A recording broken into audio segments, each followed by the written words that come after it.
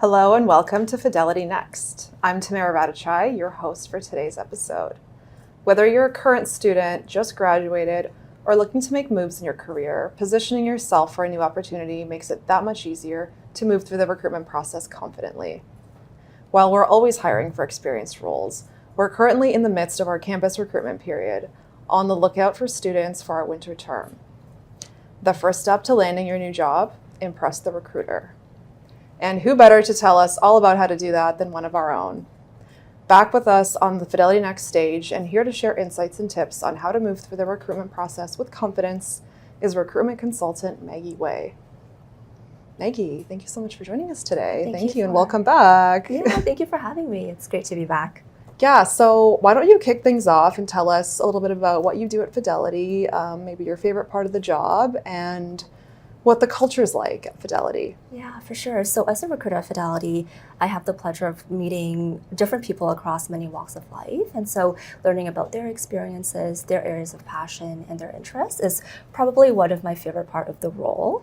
We are involved in the full beginning to end of the recruitment process, from implementing recruiting strategies to screening resumes to doing interviews, and then the best part, which is extending the offer, which is probably one of the best part of my role as well. So I would say, we are really involved in the full cycle of the recruitment process, and being able to be part of that candidate's journey is very, very fulfilling as a recruiter at Fidelity.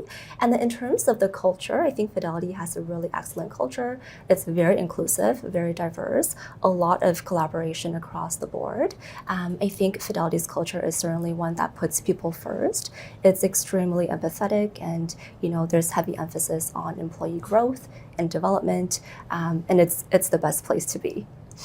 So Maggie, you just mentioned the recruitment process a little bit. Can we go a bit more in depth into what that process looks like and how long it typically takes? Yeah, so for the recruitment process for regular experienced hire roles, all of our postings are posted on the Fidelity's career page.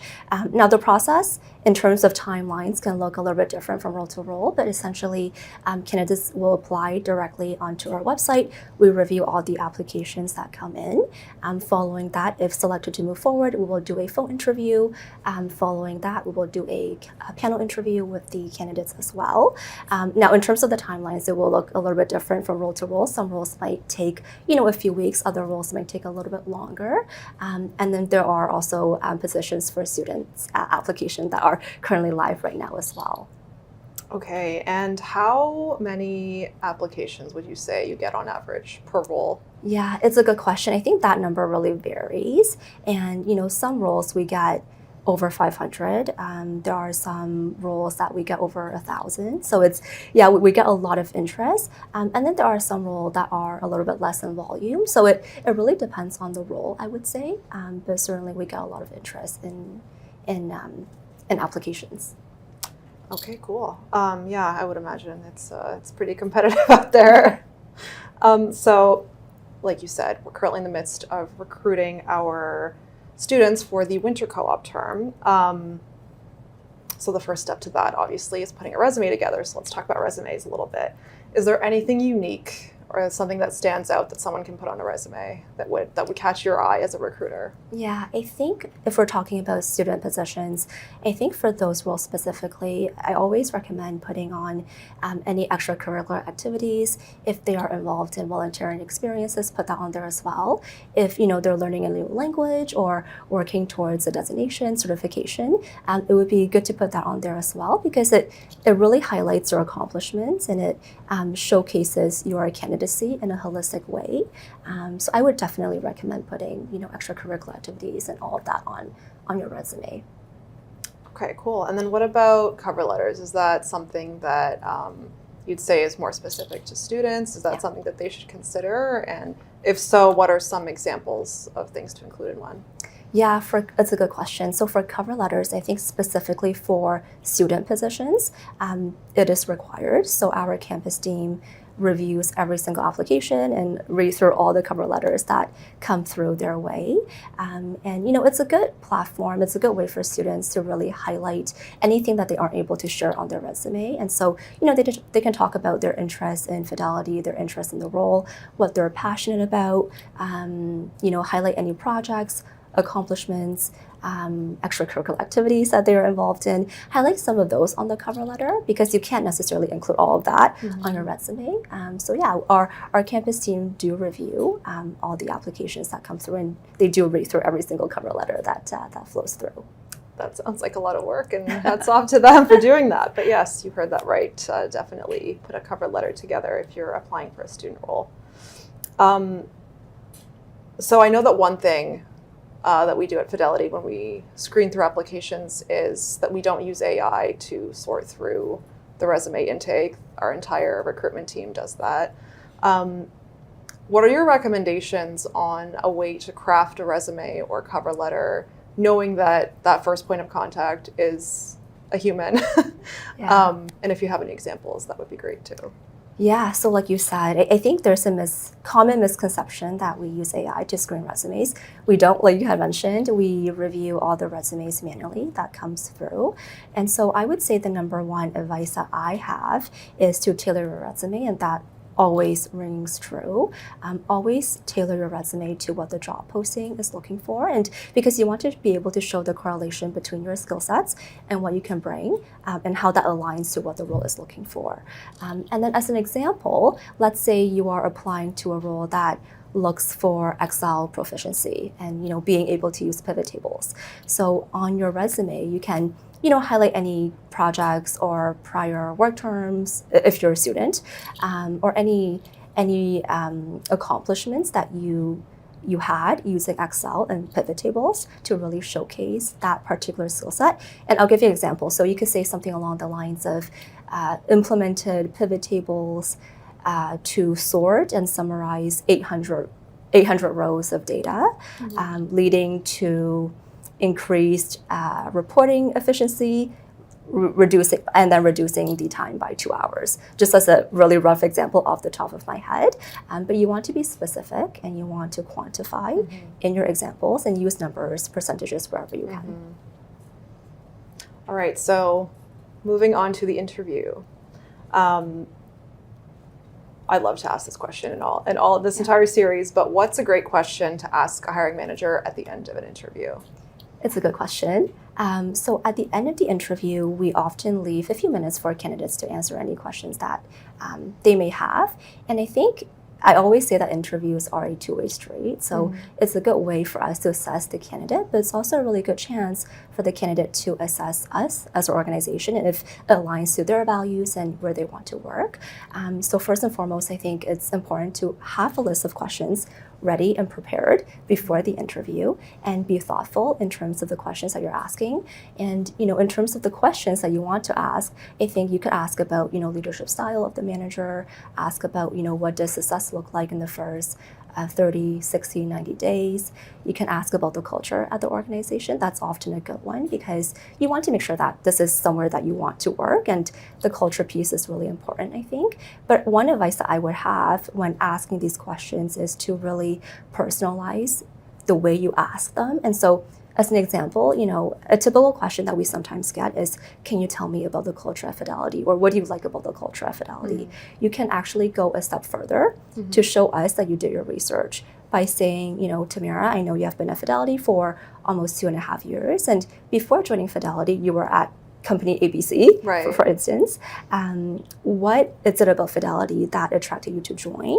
And what is your favorite part about Fidelity after being here for 2.5 years? So it's the same question, but you're just tweaking it a little bit to show that you actually did your homework, and to show that you did your research. Oh, that's a really good tip.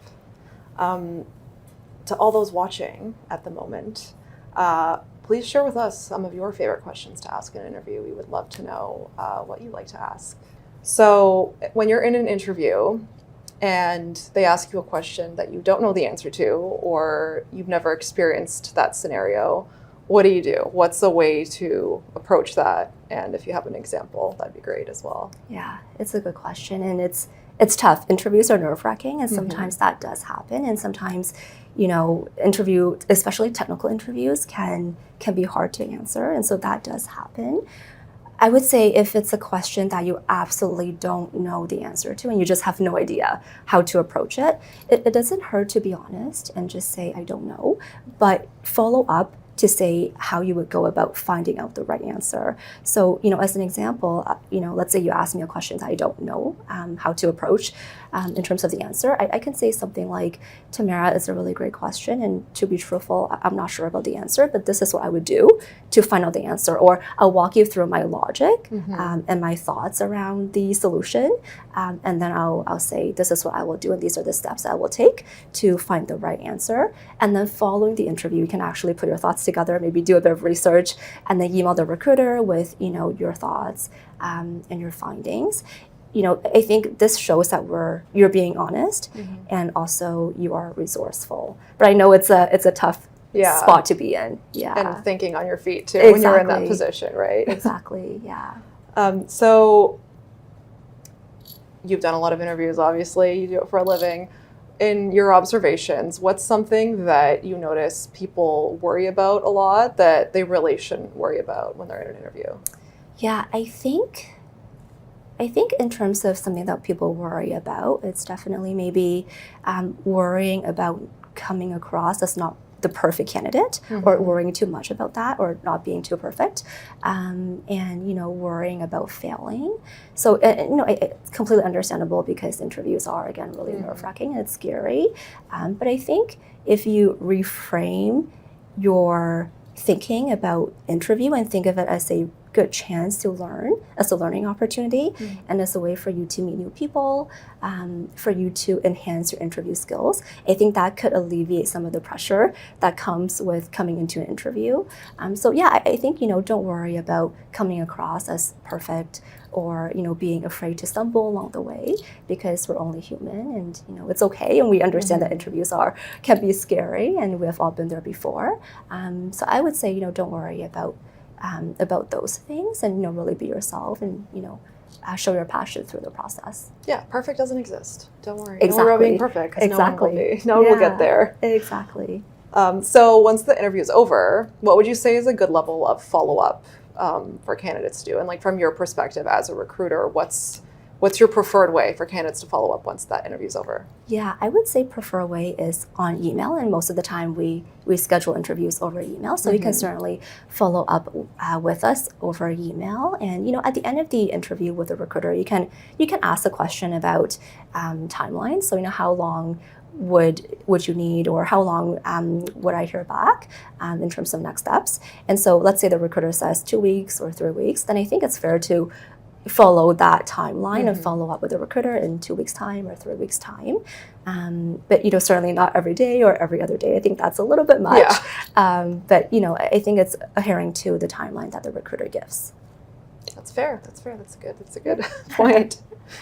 So we recently had a career fair that Fidelity hosted, which was half a day of a lot of networking. We were both there, so you can attest to that.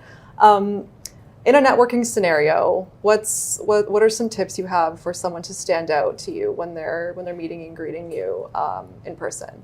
Yeah, that was a great event. And we met a lot of wonderful individuals who came in person, so that was really great. I would say you want to make a good first impression when you are networking, and some tips would be, if it's a formal networking event, show up early, or show up on time, but early to leave yourself some buffer time. Dress professionally, dress appropriately. Also, if you can bring a copy of your resume, I think that's a good idea as well, in case the person that you're networking with want to see a copy of that, as well as be present, soak in everything like a sponge, and prepare a list of questions to ask to show that you're prepared and that you did your homework. I would say after the networking session, you can connect with them on LinkedIn, send them a thank you note, and don't be afraid to reach out and schedule a future touch point to keep the conversation going. Awesome. And finally, to end things off, we mentioned already it's campus recruitment season, so to all the students watching, what's some advice that you have to them on how to go upon the recruitment process and set themselves up for success? Yeah, I think my number one advice is to be prepared and do your research. And this goes, for interviews, it goes for resumes and also networking. Because the more research and the more preparation you do, the more confident you will feel during, the interview process. And so, do your research and prep before having those conversations, and also let your passion shine through. Don't be afraid to be yourself. We love it when we see a candidate talk about their areas of passion, their face just light up. And so don't be afraid to be yourself. We want to see the real you and let that passion shine through. Love that. Thank you, Maggie. Thank you so much for an amazing conversation, as always. Thank you for having me. Yeah. So to anyone who is tuning in right now, if you have any questions that you want our recruiters to address in future episodes, please put those in the comments as well, and we'll consider those for future shows. Thank you again to everyone who tuned in to today's episode of Fidelity Next. We hope you're feeling more inspired to start seeking out new opportunities.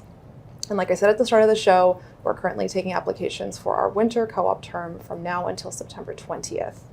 This is your chance to join other students from different schools and backgrounds for some incredible work experience, paired with lots of opportunities to learn and collaborate. You can send your application to our careers page via careers.fidelity.ca, or keep an eye out on Fidelity Canada's LinkedIn account for chances to apply. Best of luck to all those job hunting, and we'll see you on the next episode.